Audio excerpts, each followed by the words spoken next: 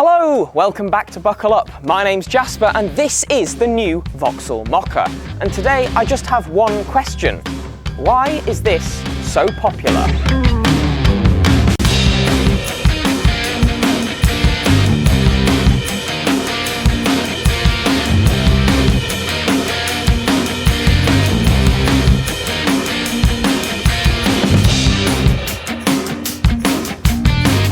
To cut a very long story short, I do think that the reason the Mokka is so popular is one word: looks. This car does genuinely look very good. It's very striking and it's got a lot of presence on the road for something that is so small. So at the front you've got this large visor design that sits at the front of most of Vauxhall's product lineup, and that is this striking black element across the entire front of the vehicle. And you've got really nice striking elements to your LED daytime running lights, which are also your indicators. And you've got LED headlamp clusters and some lovely bits of lattice work down here. Not sure which item from Greg's menu this is, but there's some definite pastry type styling here. You've got elements of black in this bumper as well, some little vents over at the side and a gloss black chin strip as well. Your Griffin badge sits front and centre, and down here you've got a sensor for some of your assisted driving systems. Another element of striking styling is the little pinch, this crease that goes up the centre of the bonnet. Around at the side we've got some really rather excellent 18-inch wheels on this GS spec model I have here today. These wheels sit in a nice gloss black plastic wheel arch, which really makes the car look quite rugged. I like the design of these alloys, and the Mokka starts with a Griffin trim, which is just a shade under 25 grand, and on that you get 17-inch alloys, so a little bit smaller, a little bit more sidewall on those tyres. Up here we've got a lovely gloss black roof, and down here I'm just going to draw your attention to this paint. I think it's rather lovely. 650 quid optional extra, and they call it a green, but it looks quite blue to me. Your window line drops away quite nicely at the back of your roof, and you've got tinted glass in your rear doors. In this slot on the other side of the vehicle you've got your petrol fuel filler flap, and this model that I have here today is just a pure petrol model, but you can get the Mokka in a hybrid or as a full EV. Around at the back, it's more of some excellent styling, to be honest. The elements of gloss black that we saw at the front of the car and around the side continue nicely across the back here, and you've got a little chrome twin exit exhaust. I absolutely love the lighting design on the Mokka. This is very streamlined, quite sleek and stylish. The cluster jumps from the bodywork onto the boot lid, and then in the centre of the boot lid you've obviously got your Griffin badge and large Mokka script in gloss black text. Down at the base here I've got a reversing camera. Even the base spec Griffin does come with a reversing camera. And the good news is that parking sensors at the rear come as standard on all models, from the base Griffin all the way up to your top spec Ultimate. I like the tinted glass here and this little boot spoiler that juts out over the top. Whilst it's very stylish, this nice raked rear screen does eke into your boot space. And actually the boot is an area that slightly irritates me, because you look at this and go, there's a button in here. No, you can't get your fingers in. The button to open it is down here. So you push that, the boot pops, and then you have to move your hand up to actually open it. A button that's accessible on the boot lid would have been much better. The boot space is a somewhat underwhelming 350 litres. Now that is in line with all the other Stellantis products on this platform, but versus all of this car's other rivals, it's actually quite down on space. The good news is if you fold these rear seats, which are a 60-40 folding split, you do go all the way up to 1,105 litres, which is pretty reasonable. Now, you can get a false floor in this boot, but it's not standard on all trim levels. So what that means that here is I've got quite a big lip to lift things over, and moulding that tells me I could have an adjustable boot floor, but I don't. Underneath this sub-boot floor, I've got a spare wheel well with no spare wheel in it, just a tyre repair kit and a couple of other tools. But the space is reasonable enough. There are a couple of tie-down points for luggage back here, and then I've got a little hook on both sides for a carrier bag. The parcel shelf is nice and sturdy, and yes, whilst the boot is not particularly large for this class, it is at least a nice boxy shape. Another reason to go for a car that does get the false floor is that if you fold those seats down, you'd have a continuous load floor. I do not, however. I must say though, I am a fan of the nice chunky handle you get to close the boot. However, this one squeaks when you do so. I don't know if you can hear this. Yeah, this is a new car. Fold yourself into the back seats of the Mokka and it is okay. I'll pop this headrest up. So I am 173 centimetres tall, which is not particularly large, and my head does, if I sit bolt upright, actually touch this ceiling back here. If I were 182 centimetres tall, I would definitely have to slouch to be comfortable back here, but as long as the driver was short enough, I would still have space for my legs. If the driver, however, did need this seat all the way back, I wouldn't fit here because my legs would have literally nowhere to go, because the seats essentially come just about all the way up to this rear bench. So space is compromised if you are anything other than a short arse. When it comes to practical touches, I've got no armrest in the centre here, which is disappointing. However, I do have Isofix points on both of these outer seats, which are hidden behind nice, easy little zips. So there's nothing to take off, nothing to get lost. I've also got a pocket in the back of both of these front seats and two USB Type A ports in the centre console down here. There is a pretty large lump in the floor, so 3 people will not be very comfortable back here. And this middle seat is pretty flat. In fact, the whole rear bench is quite flat. There's nothing overly supportive about these seats, but the foam is reasonably comfortable. The door pockets are, quite frankly, abysmal. My reusable bottle of water has to essentially be rammed into the space here. There's nowhere nice for it to sit. And then I've got a tiny little pocket by the handle to close the door.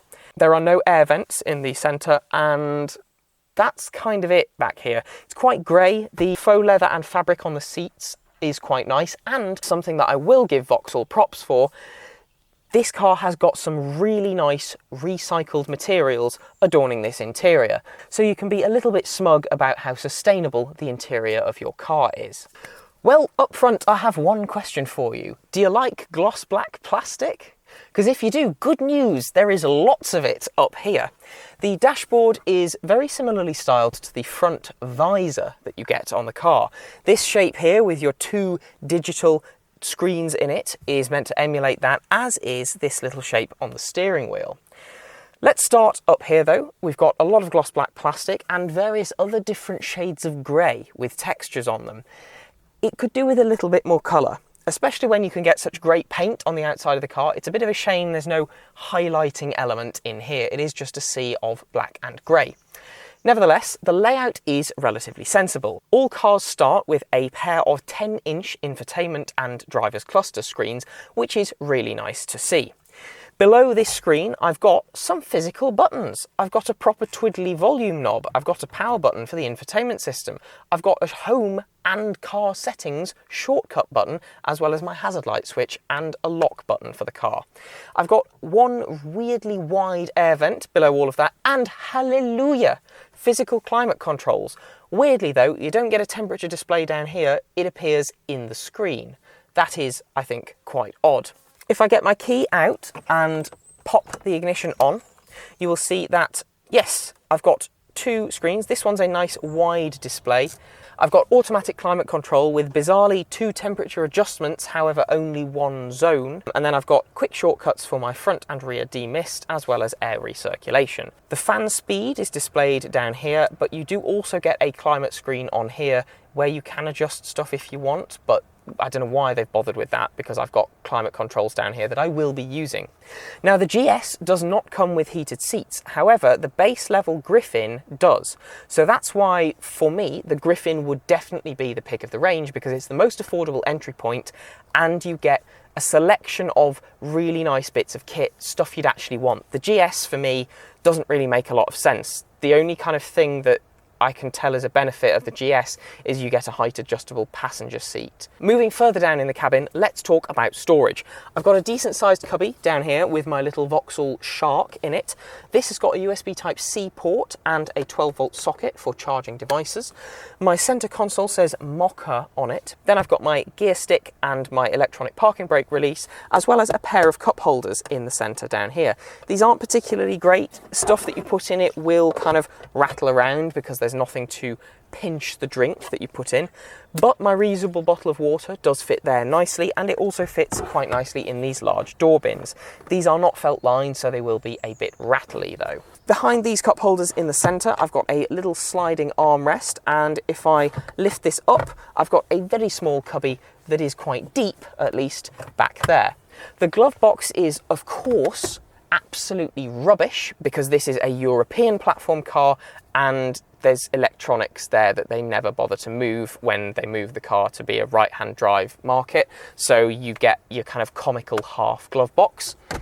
Now the material quality, whilst it's a wash with various different shades of grey and black, is actually okay. So I've got a nice faux leather steering wheel with contrast stitching around the inside rim.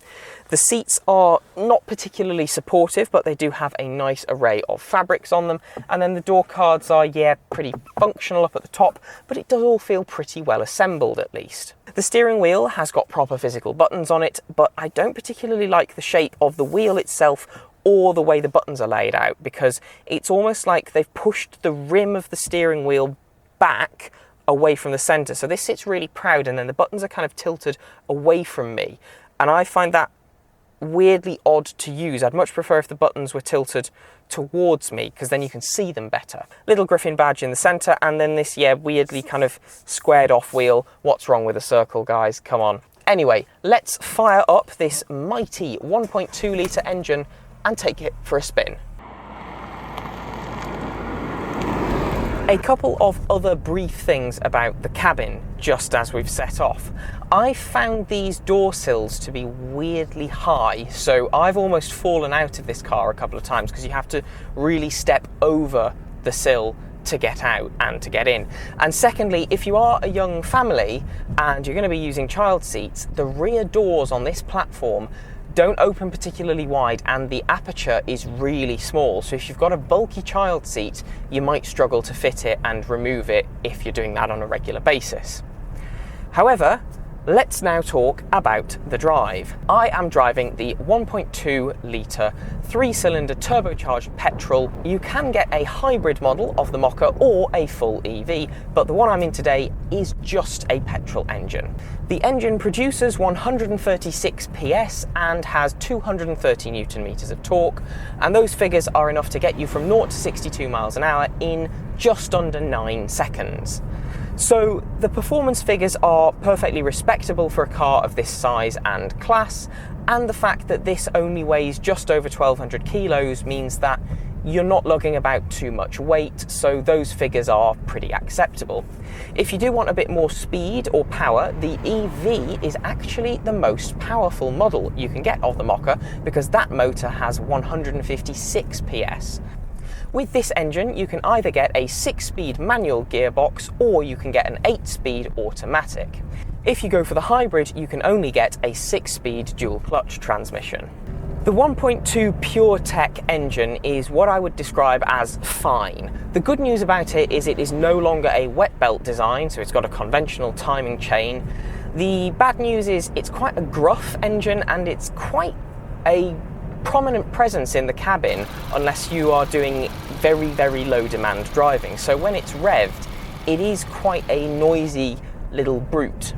Noise in the cabin is actually a bit of a running theme as well because there's quite a lot of wind and road noise when you drive the Mokka down any kind of road as well. The good thing about the Mokka is that yes, at low speeds the steering is incredibly light, but it does weight up as you start moving a little bit faster. The bad thing is that the steering offers essentially no feeling about what's happening on the road, so this is not a particularly engaging car to drive. The suspension is pretty firm, and that means that it does hold itself relatively well in corners, but the chassis isn't particularly engaging. It tends towards understeer, and it's a very unremarkable driving experience in that sense.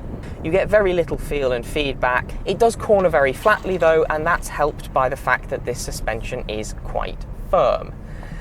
The flip side of that suspension being firm is that it's not an overly comfortable ride. It can feel a little bit unsettled at times, and the damping isn't particularly great, so you feel the bumps kind of twice almost, when you hit them and then when the car bounces as it settles. It's a little bit of a jostled, unsettled ride.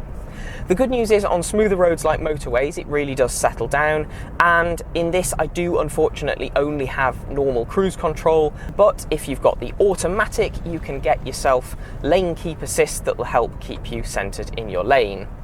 The good news about any of the ADAS systems is they are very easy to turn off if you want to do so, but what I will say is that I haven't found the lane keep assist irritating at all. It's a very muted system and it's being programmed in a very unobtrusive way, so it doesn't get on your nerves. Pedal feel with the Mokka is classic PSA Group Stellantis, to be honest. The throttle pedal's fine, the brakes are quite mushy, and then the clutch is one that has a really long pedal travel, but you don't need most of it because most of the clutch happens at the top end of the pedal travel.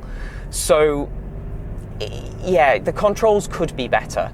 The manual gearbox is okay, the throw on it is very long and it's not particularly precise when you're in gear, but it is reasonably easy to use. The good thing about the Mokka is that its entry price for the Griffin is a fiver under 25 grand, and that means that it's quite an affordable price point. This car as tested is about 27,300, and that's because it's the GS trim, which is second from top, and it's got 650 quid of optional extras of paint on it. When it comes to running costs, you shouldn't be breaking the bank either, because WLTP figures for the economy say you should be able to do about 49 miles to the gallon, and I would say with careful driving, you shouldn't see something too dissimilar from that.